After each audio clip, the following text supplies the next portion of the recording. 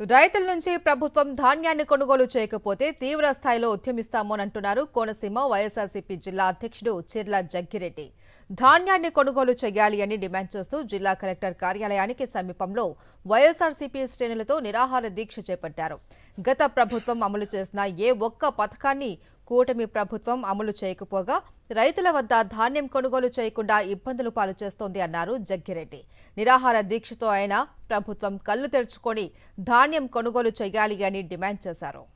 రైతుల కోసం YSRCP doctor BR Ambedkar Konaseema జిల్లాలో ఒక భారీ ఉద్యమానికి తెరతీసింది. ఇవాళ పెద్ద ఎత్తున రైతుల వద్ద నుంచి ప్రభుత్వం ధాన్యం ఎందుకు కొనుగోలు చేయడం లేదంటూ చిర్ల జగ్గిరెడ్డి పార్టీ జిల్లా అధ్యక్షుడి ఆధ్వర్యంలో నిరాహార దీక్ష దిగింది. ఇది ఆరంభం మాత్రమే అని చెప్తున్నారు. సార్ చెప్పండి, వాళ్ళకి భారీ మూవ్మెంట్ జరిగిందనే చెప్పొచ్చు. పెద్ద ఎత్తున మొత్తం అన్ని వర్గాలకు సంబంధించిన నేతలు కార్యకర్తలు వాళ్ళు హాజరయ్యారు. ఏ రకమైన స్పందన మీరు ఇక్కడ చూశారు? ముఖ్యంగా రైతు విషయంలో ప్రభుత్వం ఏం చేస్తుంది? ముఖ్యంగా కూటమి ప్రభుత్వం అధికారంలోకి వచ్చిన వారికి కొంత సమయాన్ని ఇవ్వాలని చెప్పి ఆగినప్పటికీ ముఖ్యంగా మనకు ఆధారమైనటువంటి మనకు అన్నదాత అయినటువంటి రైతుకి అన్యాయం జరుగుతుంది.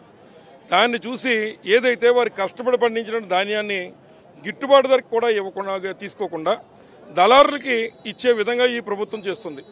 దాని గురించి ఈ యొక్క కూటమి ప్రభుత్వాన్ని పూర్తిగా వారు చేస్తున్న ప్రజా వ్యతిరేక విధానాలు, ముఖ్యంగా రైతు వ్యతిరేక విధానాలని అరికట్టాలన్నప్పుడు మళ్ళీ వైఎస్ఆర్సీపీఏ జగన్మోహన్ రెడ్డి గారు ఉన్నప్పుడు ఎలా అయితే మరి పార్టీ అండగా నిలిచిందో అలాగే జగన్మోహన్ రెడ్డి గారు అయితేనే కరెక్ట్ అనేటువంటి ఒపీనియన్ రైతులందరూ చెప్పడం వల్ల ఈరోజు ఇది అంతం కాదు, ఆరంభం అని చెప్పి సందర్భంగా తెలియజేస్తున్నాం. 20,000 అన్నదాత సుఖీభావ డబ్బులు ఇవ్వలేదు. మీరు పెట్టుబడులు రైతుకి పెట్టుబడి నిమిత్తం డబ్బు ఇవ్వలేదు. అయినా రైతు కష్టపడి అప్పులు తెచ్చుకుని ఇవాళ 55 నుంచి ఎకరానికి 60 బస్తాలు ధాన్యం పండించాడు. పండిస్తే మీరు కేవలం 40 బస్తాలు మేము లెక్కేస్తామని కేవలం ఓ రైతు దగ్గర మేము 30 బస్తాలు తీసుకుంటాం, 40 బస్తాలు తీసుకుంటాం, మీరు మిగిలినవి దళారులకు అమ్ముకోండి అనే మాట మీరు చెప్తున్నారంటే ఇది కూటమి ప్రభుత్వం యొక్క దిగజారడం కాదని అడుగుతున్నాం.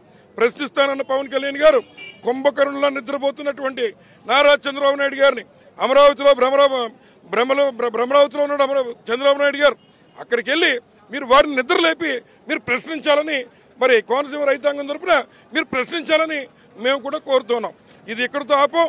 ఈ ఉద్యమం మీరు ధాన్యం ప్రతి గింజ కొనేంత వరకు ఇప్పుడు మొదలు పెట్టాం.